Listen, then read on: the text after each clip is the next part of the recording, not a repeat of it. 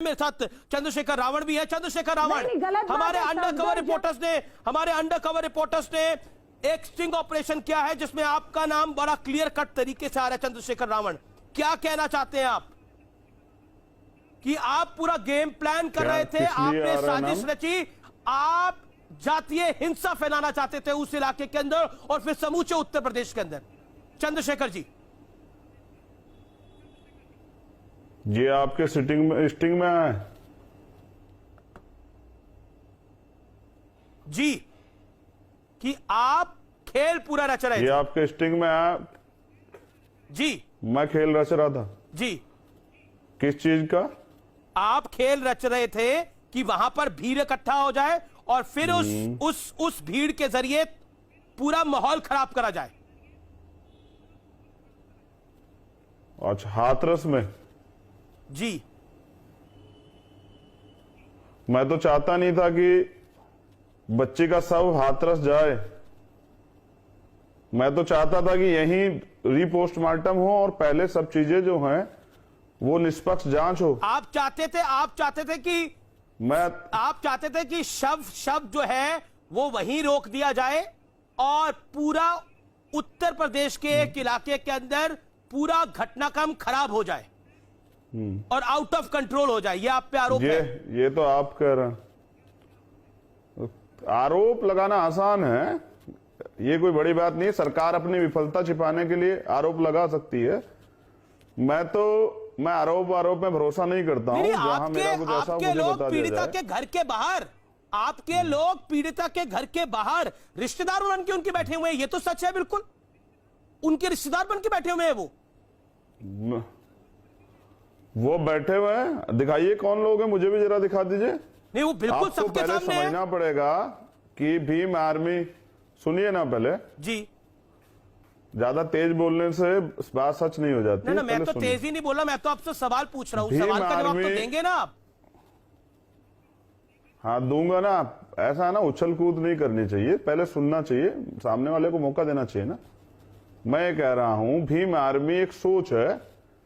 Bhim army एक सोच है जो अन्याय के खिलाफ लड़ने के लिए नौजवानों में है। और भीम आर्मी को आप क्या समझते हैं? कौन से गांव में नहीं है भीम आर्मी? भीम आर्मी हर गांव में है, पूरे उत्तर प्रदेश में, पूरे देश में है। क्योंकि अब हमारे लोग अत्याचार नहीं सहना चाहते, के साथ अत्याचार होगा भीम आर्मी जाएगी। लेकिन भीम आर्मी तो वहीं उछल कूद करती है जहां पर उसको पॉलिटिकली सूट करता है। बिहार में एक दलित नेता को गोली मारी है, भीम आर्मी कितनी गई है वहां पर? मैं जानना चाहता हूं आपसे। बंगाल के अंदर कई दलित नेताओं को, कई दलितों को मारा गया है, कितनी भीम आर्मी गई है? मैं जानना चाहता हूं आपसे। आप तो उछल कूद वहीं करते हैं जहां आपको पॉलिटिकली सूट करता है। क्या यह सही नहीं है? क्या यह दोगलापन नहीं है? ये उत्तर प्रदेश दोगलापन तो वो करते हैं जिनको तनख्वाह मिलती है सरकारी, या वो लोग करते हैं जो किसी के इशारे पे काम करते हैं। मैं तो स्वतंत्र रूप से काम करता हूं, मुझे तो कोई अडानी अंबानी तनख्वाह नहीं देता है भाई। मैं किसी का नौकर नहीं हूं ना, समझना पड़ेगा तुम्हें।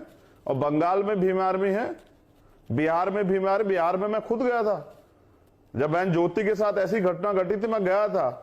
और 20 दिन के अंदर मैंने कहा था कि 20 दिन के अंदर फिर बड़ा आंदोलन होगा, गिरफ्तारी नहीं हुई। देखो, एक पत्रकारिता की गरिमा होती है, उसको बना के रखो। मेरे सम्मान के साथ छेड़खानी मत करना। चंद्रशेखर, क्या कह रहे हैं आप? समझ रहे हो ना? पहले सुनो, मेरे सम्मान के साथ छेड़खानी मत करना। आपके सम्मान के साथ किसी ने छेड़खानी नहीं करी, आपसे सवाल पूछा गया है। आपसे सवाल पूछा गया है। अगर आपको सवाल पूछना भी सम्मान के साथ छेड़खानी दिखती है,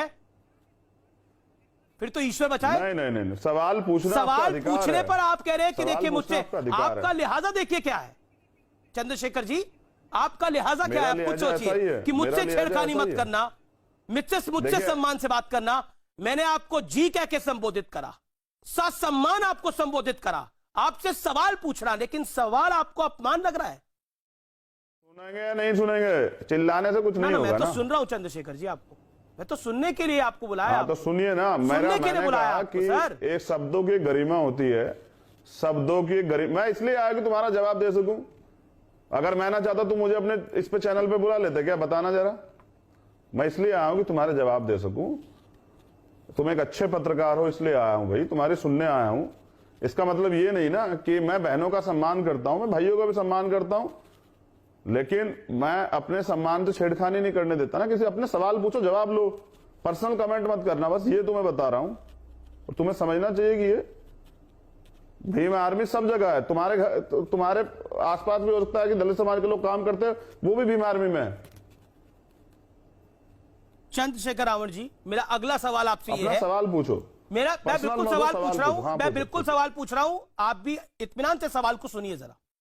मेरा अगला सवाल आपसे यह है कि आप कहते हैं कि आप इंसाफ की लड़ाई लड़ते हैं।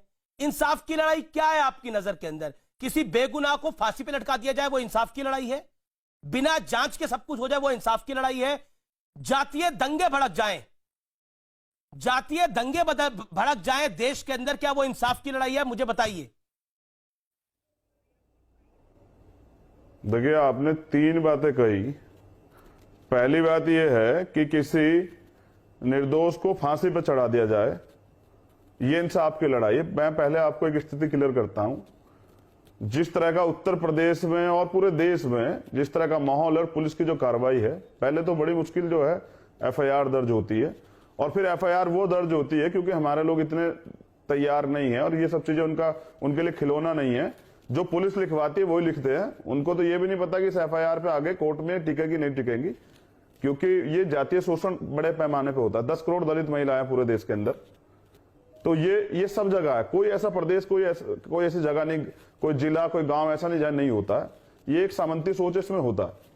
तो मैं किसी निर्दोष को फांसी पे मैं तो नहीं चढ़ा सकता हूं, ना ही मैं किसी को दोषी को बचा सकता हूं। बिल्कुल। हमने ये जो मांग की थी परिवार ने कि सुप्रीम कोर्ट के, सुनते रहो, पहले सुनते रहो, सुप्रीम कोर्ट के रिटायर्ड जज के संज्ञान में पूरा मामला चले। परिवार भी सहमत है। हाँ, परिवार भी सहमत है। तो ये मेरी पहली बात का जवाब हुआ कि मैं नहीं चाहता कोई निर्दोष फांसी चढ़े, लेकिन हाँ, हमारे निर्दोष लोग तो हजारों जेल में। आपको दोष सारा हाथरस में दिखाई दे रहा है। बलरामपुर में आपको क्यों नहीं दोष दिखाई दिया? 2 सवालों के जवाब दे दो। बलरामपुर में आपको दोष क्यों नहीं दिखाई दिया? इस तरह मत करो ना, पहले सुन लो ना। पहले देखो पहले पिछले 2 सवालों के जवाब दे रहा हूं ना। चाहते हो ना जवाब दूं? जी दीजिए। तुम्हें एंटरटेनमेंट करने के लिए नहीं बैठा हूं ना, पहले जवाब सुनो। दूसरी बात, मैं जातीय दंगे नहीं कराता। इस देश की जातीय मानसिकता है। जब अपराध, पहली बार आपने सुना होगा कि अपराधियों के, आरोपियों के पक्ष में, और वो भी ऐसे हीनियस क्राइम के आरोपियों के पक्ष में पंचायतें होती हैं और लोगों को धमकी दी जाती है। उनको ये भी नहीं पता, वो कहते हैं कि जब मेडिकल रिपोर्ट में, चंद्रशेखर जी, पर मेडिकल रिपोर्ट में रेप नहीं है। मेडिकल रिपोर्ट्स में रेप नहीं है। पढ़ी है तुमने? हाँ जी पढ़ी है। तुम्हारे पास दिखाओ जरा मेडिकल रिपोर्ट मुझे। पढ़ी है तुमने? दिखा। हाँ, मैंने पढ़ी हुई है मेडिकल रिपोर्ट। एडीजी लॉ कह रहे हैं, एडीजी लॉ प्रशांत कुमार कह रहे हैं कि रेप नहीं है। कोर्ट है क्या? एडीजे लॉ कोई कोर्ट है क्या यार? एडीजे लॉ तो वो कर रहा है जो सीएम कह रहे हैं। हम कानून नहीं मानेंगे, सरकार नहीं मानेंगे। मैं बताता हूं ना। अरे मान तो रहे हैं यार, झूठे मुकदमे भी झेल रहे हैं, मान तो रहे हैं सब कुछ। अब क्या कत्ल करवाओगे? नहीं, कत्ल तो लोकतंत्र का हो रहा है सर। लॉ जो है चंद्रशेखर जी, कत्ल तो लोकतंत्र का हो रहा है। लोकतंत्र का कत्ल तो वो सीएम कर रहा है, जो सीएम ये कहता है कि उस सीएम ने तो सीबीआई जांच की बात करी। संस्कार कराया रात को 2:30 बजे। चंद्रशेखर जी, सीबीआई जांच की बात करी उसी सीएम ने। उसी सीएम की सरकार ने बोला कि सुप्रीम कोर्ट में जांच करवा लो। कहा कि नहीं कहा? सिर्फ जो है ट्वीट किया, करवाई नहीं है। अभी एसआईटी जांच कर रही है, और अभी 10 दिन और बढ़ा देगा, एसआईटी जांच करेगी। एक सेकंड, मेरे साथ बीजेपी के सांसद और सुधांशु त्रिवेदी हैं। सुधांशु जी, एक मिनट सुनिए। मैं यहां इस पैनल में बैठने नहीं आया। इस पैनल में बिठाइएगा जिस दिन यहां अमित शाह बैठा हो, जिस दिन यहां बीजेपी का राष्ट्रीय अध्यक्ष बैठा हो, उस दिन बिठाइएगा पैनल में। समझ रहे हैं? अब आप इस लेवल की बात कर रहे हैं। आप कह रहे हैं कि अमित शाह बैठा हो। आप कह रहे थे कि देखिए, आप सम्मान से बात करिए। आप किस तरह के लिहाजे से बात कर रहे हैं? आपने मेरे से तू तड़ाक करी। मैं तो आपसे इतनी आराम से बात कर रहा हूं चंद्रशेखर रावण जी। ही नहीं हूं मैं, तू तड़ाक नहीं करता हूं ना भाई। आपने करी अभी। मैं तो आपका सम्मान करता हूं अमीश देवगन जी। मैं तो आपको जी करके संबोधित कर रहा हूं। बैठा हो तो मुझे बिठाइएगा, समझ रहे हैं ना? सुधांशु त्रिवेदी राष्ट्रीय अध्यक्ष बैठा होगा तो मुझे बिठाइएगा। एक से नहीं, आप तो लोकतंत्र में यकीन करते हैं ना, तो सुधांशु त्रिवेदी का एक सवाल सुन लीजिए। आप तो लोकतंत्र में यकीन करते हैं। मैं आपको पूरे पैनल के साथ नहीं ले रहा, लेकिन सुधांशु त्रिवेदी का 20 सेकंड का सवाल तो सुन ही सकते हैं। इतना तो लोकतंत्र हमारा मजबूत है चंद्रशेखर रावण जी। जब आप इतने सारे सवाल उठा सकते हैं तो पॉइंट सुन भी तो सकते हैं। बंद करो। या मैं अपनी कहूंगा, मैं सुधांशु जी का जवाब नहीं दूंगा ना, मैं जवाब दूंगा तुम्हारे सवालों का। और अगर तुम्हें जवाब चाहिए सुधांशु जी को तो फिर मेरे प्रवक्ता को बुला लो।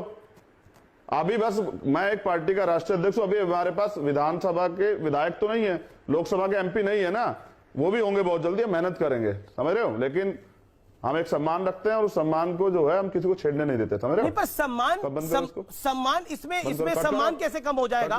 मैं जानना चाहता हूं सम्मान की, आप सम्मान की परिभाषा ही मुझे बताइए क्या है।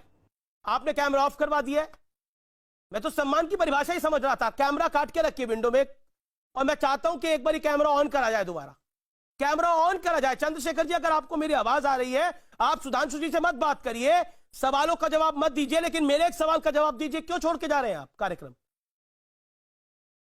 मैं एक सीमा तक जो है अधिकार देता हूं। मेरे